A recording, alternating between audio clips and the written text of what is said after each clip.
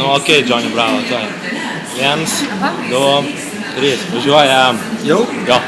Tai va, labas Eglė, mes su Rolandu Labas.